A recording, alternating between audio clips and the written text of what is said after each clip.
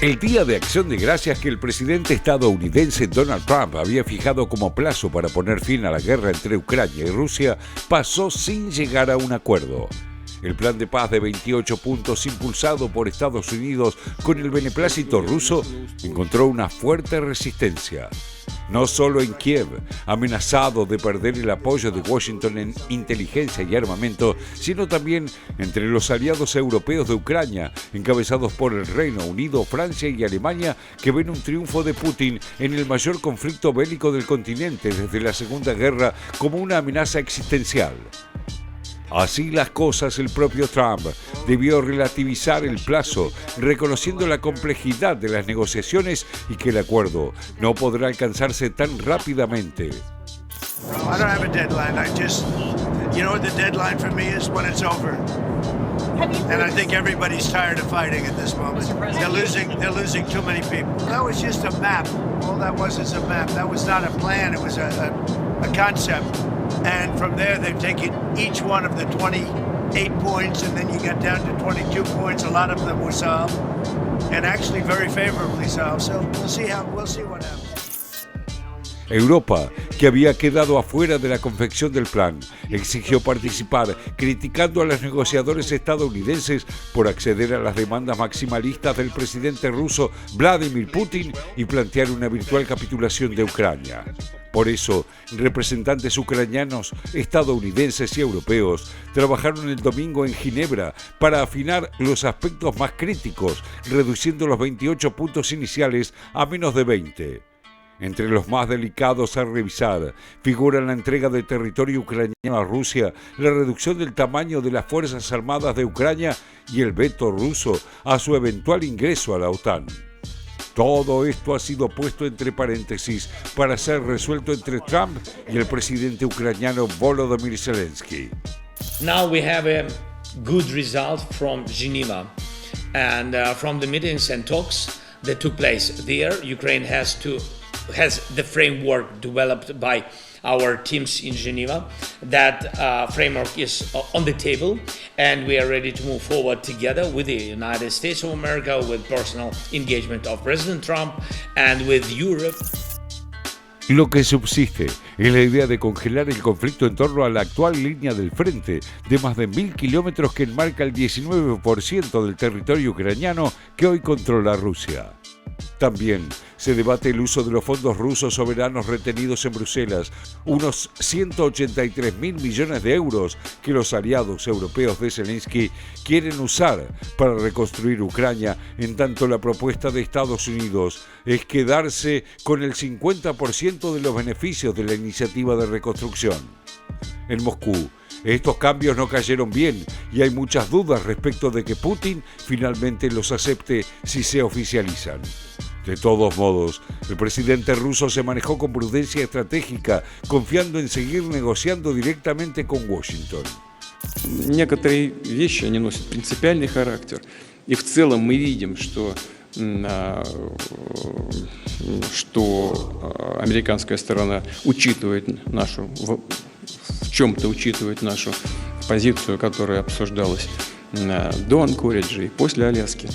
Где-то нам точно совершенно нужно садиться и серьезно обсуждать какие-то конкретные вещи. Нужно все положить на дипломатический язык. El enviado especial de Trump, Steve Witkoff, viajará a Rusia la semana próxima a pesar de los cuestionamientos que recibió tras la filtración de una comunicación telefónica suya con Yuri Ushakov, el asesor de política exterior de Putin, en la que se lo escucha ofrecer sugerencias tácticas a los rusos para lograr sus objetivos. En tanto, Dan Driscoll, el secretario de Ejército de Estados Unidos, viajará a Ucrania para discutir los detalles del nuevo plan con los asesores de Zelensky. Entre ellos, el límite de las futuras fuerzas militares ucranianas que pasarían de 600.000 a 800.000, un número cercano al actual.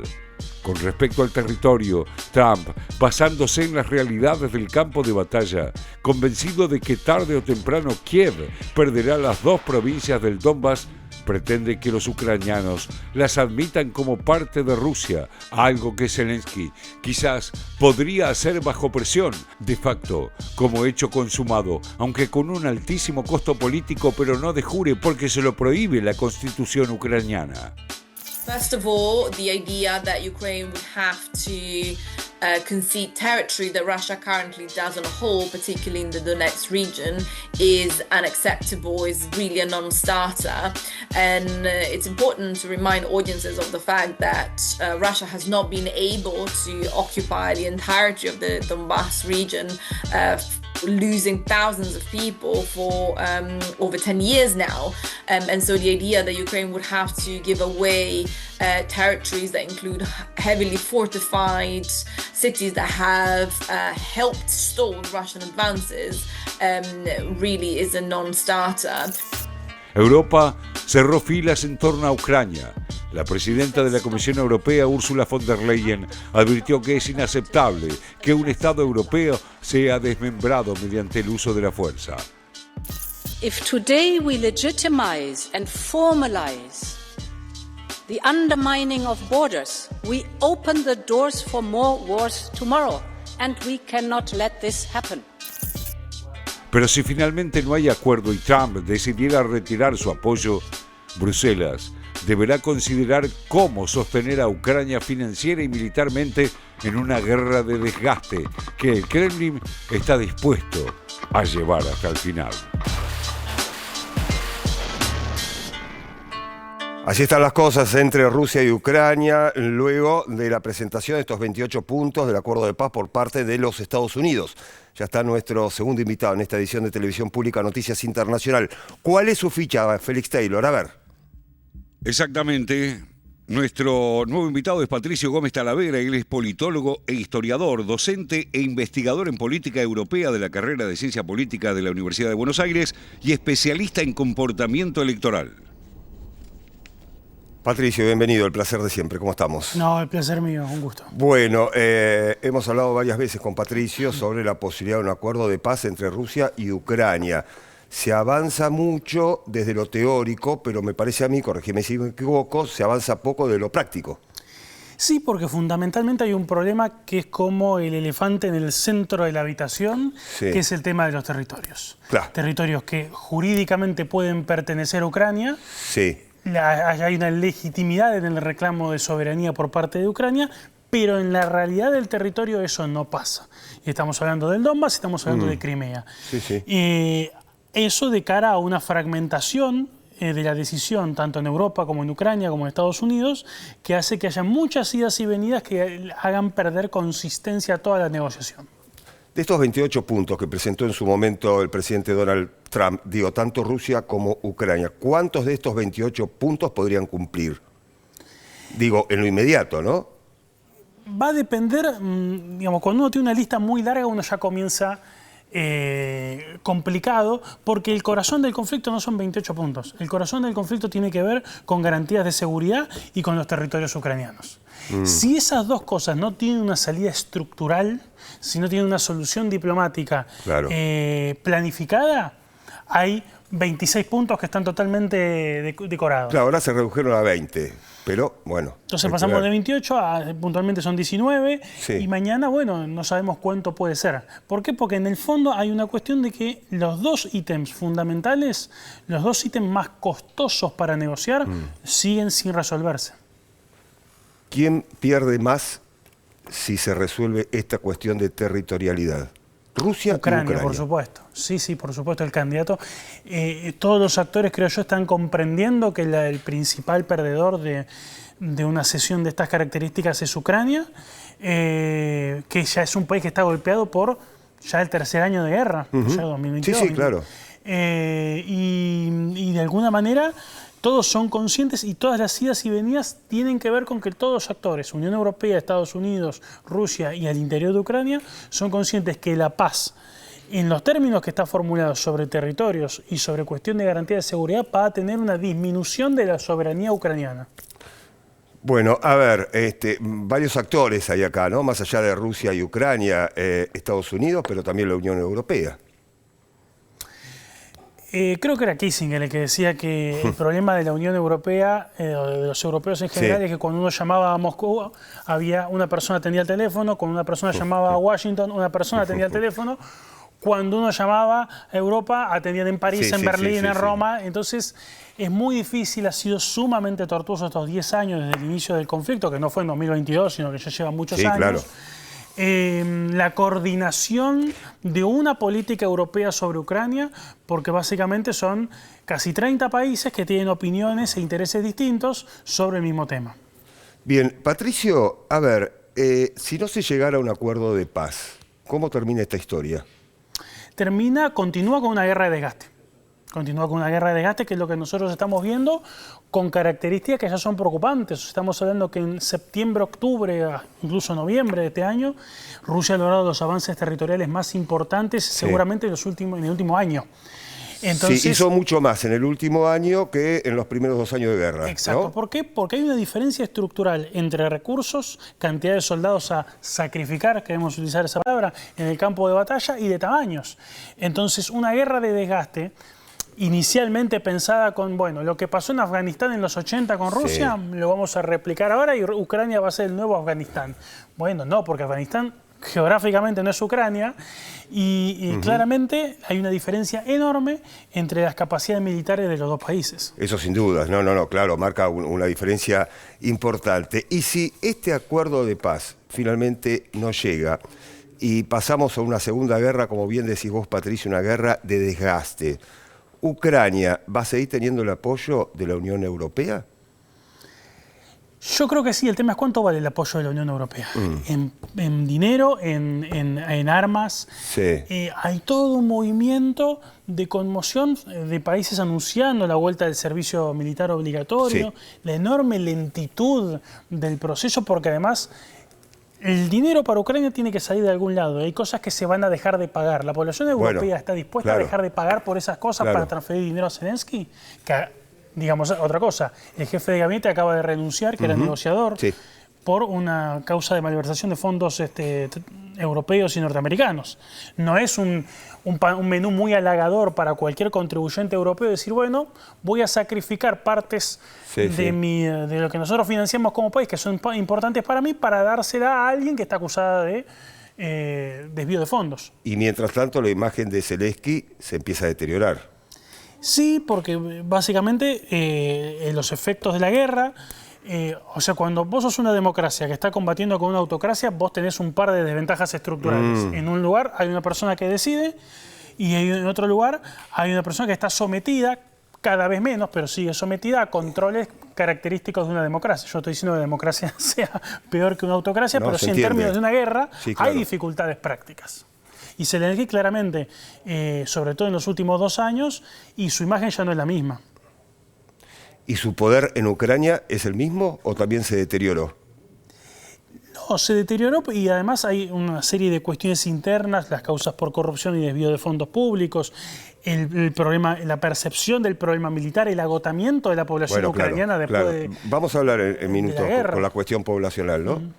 Que es otro capítulo que lo hemos tratado y mucho, obviamente de los dos lados, ¿no? Tanto de Rusia, pero sobre todo la población ucraniana está cansada de la guerra y es lógico, ya está, dice, ¿cuándo llega el acuerdo de paz? ¿Cuándo llega la paz? Más allá de la cuestión de territorios en disputa, ¿no? Totalmente, y además recordemos que Ucrania tendría que haber tenido en 2024 elecciones generales. Sí. Entonces tenemos prohibiciones de partidos políticos bajo la acusación de que están colaborando con el enemigo ruso. Tenemos suspensión de elecciones presidenciales. Entonces la situación democrática en Ucrania también se está deteriorando producto del esfuerzo en la guerra. Porque obviamente una democracia con todos los estándares no puede desarrollarse en medio de una invasión. Lógico. Pero eso también tiene impacto interno, por más que esté justificado. ¿Y la población rusa? Y la población rusa, primero es un país mucho más grande. Hay una historia hay una memoria colectiva vinculada a la resistencia a una especie de reivindicación cultural de un determinado territorio, y de alguna manera eso amortigua el impacto económico de la guerra, que es menor en un país de las dimensiones continentales como Rusia, pero sobre todo hay una cultura a partir de la cual Rusia ha sido agraviada desde los 90 hasta los tempranos 2000 y está reclamando por un trato igualitario como potencia. Yo no estoy diciendo que esto sea correcto, estoy diciendo que este es el enfoque que sostiene la popularidad de Putin internamente en Rusia. ¿Cuánto posible o imposible crees que veamos una posibilidad de una conversación pensando en un futuro inmediato, un acuerdo de paz? El problema es que ya no hay salidas buenas. El futuro de la paz en Ucrania va a depender de que ya no estamos discutiendo que Ucrania siga existiendo dentro de 20 años. Bueno, ese es interesante este punto, lo que estamos discutiendo ahora. Bien. Cuando hablamos de ese conflicto. La idea de que Ucrania como país siga existiendo en 20 años, porque la herramienta para eso es crear, de alguna manera, un Estado desmilitarizado, un Estado buffer entre Europa y Rusia con garantías de seguridad, que no sea miembro ni de la Unión Europea ni de la OTAN. Pero esa salida tiene costos gigantes territoriales, diplomáticos, e implica crear un Estado de segunda clase. Que Ucrania sea un Estado, o lo que sobreviva de Ucrania, sea un Estado de segunda clase con menos derechos que sus vecinos. Eso, después se buscará el lenguaje diplomático para explicarlo de otra manera, pero la consecuencia es que sea un país con menos soberanía y menos territorios que ahora. ¿Y el ingreso de Ucrania a la Unión Europea? ¿En qué podría incidir? Ucrania no controla su territorio, con lo cual no puede ni siquiera jurídicamente entrar a la Unión Europea, porque Ucrania no tiene el control de toda su geografía. Y además porque al ser una zona de guerra, la solidaridad del resto de los socios con la agresión contra un país que pueda llegar a ser miembro debería ser automática. Es un gatillo para una guerra inmediata entre Rusia y la Unión Europea. Y la Unión Europea, Grecia, Italia, Alemania, mantienen relaciones e intereses con Rusia incluso al día de hoy, con lo cual explica bastante de las contradicciones de la posición europea. ¿Desde lo comercial, por ejemplo? Desde lo comercial, pero también hay, y lo estamos viendo en elecciones en Europa del Este, movimientos políticos que pueden ganar elecciones y que dicen: nosotros consideramos que tenemos que tener unas relaciones no de complicidad, pero sí cierta cercanía y cierta alianza estratégica con los rusos. Lo escuchamos en República Checa, lo escuchamos en Eslovaquia, lo escuchamos en parte de Italia, lo escuchamos en Grecia.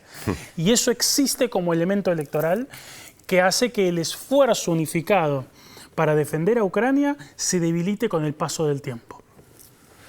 A ver, Patricio, de un primer momento cuando se conoció este plan de paz propuesto por Donald Trump, Ucrania dijo que era un plan que básicamente favorecía a Rusia. Sí, tiene razón. Y Rusia dijo, bueno, hay puntos que yo no los voy a cumplir, que tiene que ver con la cuestión de territorialidad, ¿no? Que es la cuestión acá central en la discusión. O sea, no se está avanzando nada. Con estas dos posiciones parecería que todo está justamente en la misma línea, no se ha avanzado nada. Es que básicamente seguimos sin discutir el centro del tema, que es hasta que no se encare la cuestión territorial y la cuestión de garantías de seguridad para Rusia y para Ucrania, cualquier cosa, que además con los europeos temerosos de que hoy sea Ucrania y mañana sea Polonia, por ejemplo. Por ejemplo. Mientras no se discute una estructura de seguridad europea, vamos a estar hablando de intentos de negociaciones, de intenciones y de protocolos que no dicen nada, porque no están hablando del centro del problema.